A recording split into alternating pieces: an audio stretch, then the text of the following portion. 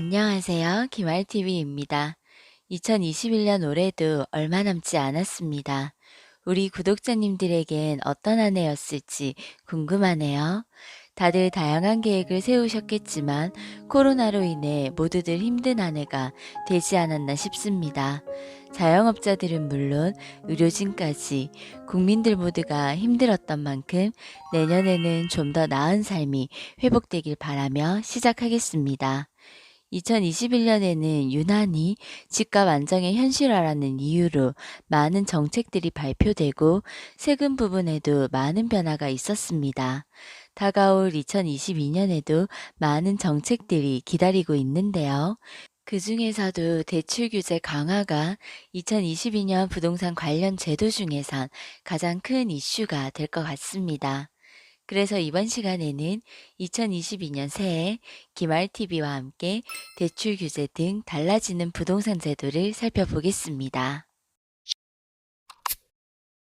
먼저 2022년에 시행될 부동산 관련 제도 중 대출 규제 강화가 가장 큰 이슈인 만큼 1월부터 총부채 원리금 상환 비율인 DSR 40% 확대 적용이 조기 시행됩니다. 대출 풍선 효과를 막기 위함인 것으로 보이는데요. 2022년 1월부터 개인 차주가 받는 모든 대출, 즉 주택담보대출은 물론이고요. 신용대출, 카드론, 자동차 할부 등 종합해서 모든 대출의 총 대출액이 2억 원을 초과하면 DSR 규제가 적용됩니다. 7월부터는 총 대출액이 1억 원을 초과하면 DSR 규제가 적용되고요. 신규 전세 대출 역시 가계대출 총량 규제에 포함됩니다. 원금과 이자를 함께 갚아야 하는 분할 상환 조건도 확대됩니다. 그리고 제2금융권의 DSR 기준이 강화됩니다. 제2금융권에서 60%로 적용되던 DSR 기준도 1월부터 50%로 하향 조정됩니다. 이전에 비해 대출 가능 금액이 줄어드는데요. 그만큼 국민들의 주택 구매 감소로 이어지겠습니다. 부채를 줄이는 것도 중요하지만 부동산 시장이 주춤해지는 만큼 양극화가 심해질 것으로 예상합니다. 물론 차기 대통령이 누가 되느냐에 따라 정책이 또 달라질 수 있으니 계속 지켜봐야 될 부분입니다. 세금 측면에서는요, 2022년 1월 1일부터 조합원 입주권에 대한 양도소득세 비과세 요건이 개정됩니다. 원조합원 입주권과 주택 간의 과세 형평성을 위해 해당 1조합원 입주권과 1주택 이외의 다른 분양권도 보유하고 있지 않은 경우로 한정되는 것입니다. 조합원 입주권에 대한 양도소득세를 비과세 받으려면 양도일 현재 다른 주택, 조합원 입주권은 물론 분양권도 보유하고 있지 않아야 비과세를 받을 수 있습니다. 적용 대상 분양권의 취득 시기는 2022년 1월 1일 이후 취득한 경우가 됩니다. 또 조합원 입주권이 인정되었던 정비사업의 범위가 추가되는 변화도 있습니다. 재건축 재개발 소규모 재건축 사업 이외에 소규모 재개발 사업과 가로 자율주택 정비사업도 추가됩니다. 재개발 재건축 사업 시행 기간 중 거주를 위해 일시적으로 취득한 대체주택 양도 시 비과세 대상 사업 범위도 소규모 재개발 사업 및 가로 자율주택 정비 사업으로 확대되었습니다. 그리고 또 1월부터 양도소득세 감면 대상 사업용 토지 기준이 강화됩니다. 2022년 양도분부터 비사업용 토지 양도시 양도세율이 기본세율에서 플러스 10포인트를 기본세율에 플러스 20포인트로 인상하는 방안은 아직 국회를 통과하지 못하고 포유 중인데요. 하지만 비사업용 토지를 단기 양도할 경우에는 단기 양도세율 1년 미만일 때는 70%, 2년 미만일 때는 60%를 인상할 계획입니다. 그리고 현재 1세대 1주택자가 소유한 9억 원 초과하는 흔히 얘기하는 상가주택입니다. 상가 겸용주택은 주택 면적이 상가 면적보다 클 경우 전체를 주택으로 간주해서 1주택으로 9억 원 이하 양도 차익에 대해서 양도세 비과세를 적용해 왔는데요.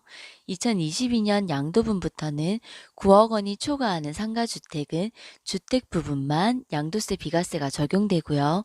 보유 기간에 따라 장기 보유 특별공제 최장 80%를 적용받습니다.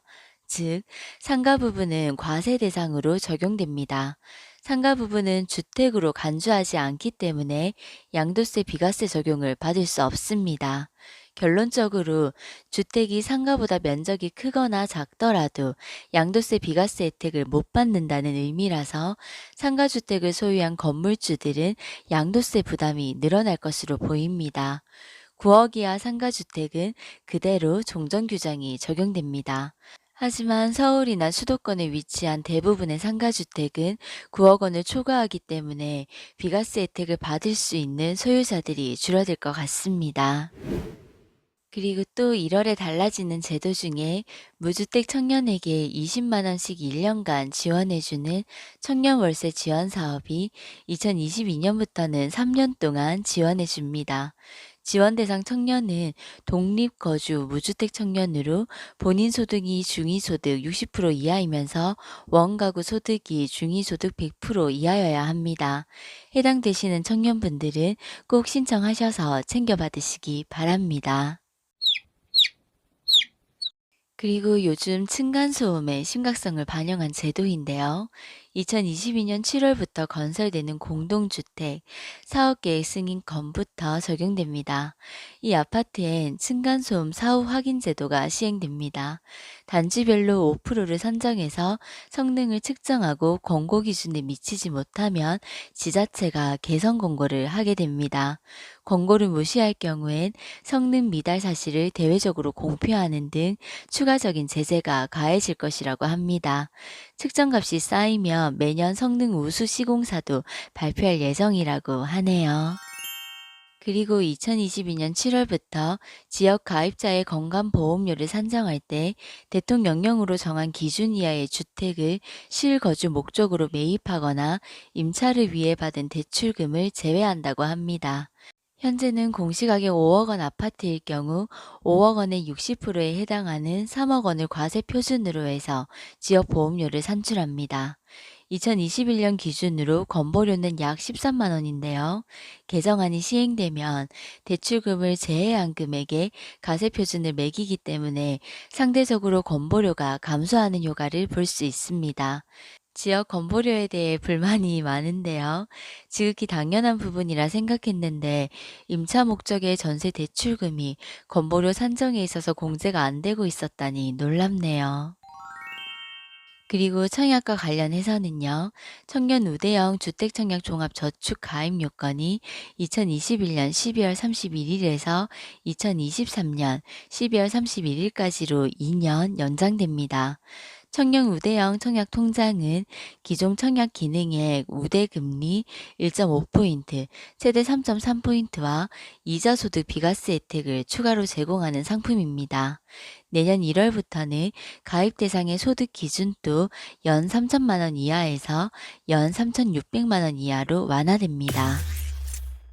그리고 3주택 이상자가 받는 전세금, 보증금 등 소형주택 간주 임대료 과세 특례 적용 기한도 2021년 12월 31일까지였는데요. 2년 더 연장해서 2023년 12월 31일까지 연장됐습니다. 그리고 2022년부터 새 아파트는 물론 전국 모든 노회주차장은 전기차 충전 주차면을 의무적으로 5% 이상 할당해야 합니다. 기존 건축물도 공공시설은 2022년부터, 민간시설은 2023년부터 전기차 충전 주차면을 2% 설치해야 합니다. 요즘 또 다니다 보면 전기차 충전하는 곳이 많이 보이는데요. 현재 친환경차 전용 주차면에 관한 별도 규정이 없는 상태라 공공기관과 공영주차장을 대상으로 추진할 예정입니다. 그리고 2022년부터 다자녀 가구 지원 기준이 3자녀에서 2자녀로 확대됩니다. 이제 2자녀 가정도 신규 도입되는 통합 공공임대주택에서 다자녀 혜택을 받을 수 있습니다.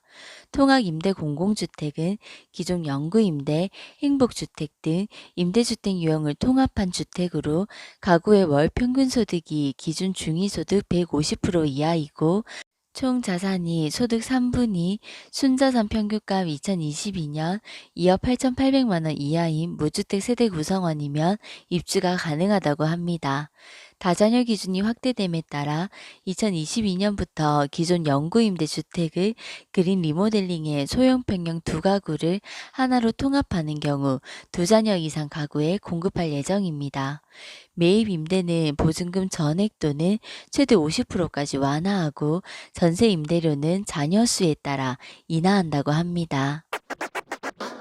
그 외에도 외국인 임대사업자 등록 관리 강화, 빈집 실태 조사 의무화 등 다양한 정책 변화들이 있지만 부동산과 관련해서 짚고 넘어가야 될 내용들을 언급했습니다. 2022년은 호랑이의 해입니다. 호랑이 기운으로 모두 힘이 솟았으면 좋겠어요.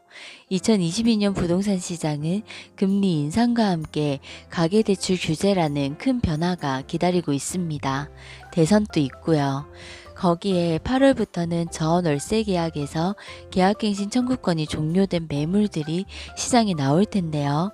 어떤 변화들이 생길지 우리 구독자님들도 항상 시장에 관심을 가지시고 지켜보시면 좋겠습니다. 내년에는 더 유익한 영상으로 우리 구독자님들에게 도움이 되고 싶습니다. 기말TV가 생각나실 때마다 응원해 주시고요. 모두 건강하시고 새해에는 더 좋은 일만 가득하시기 바랍니다.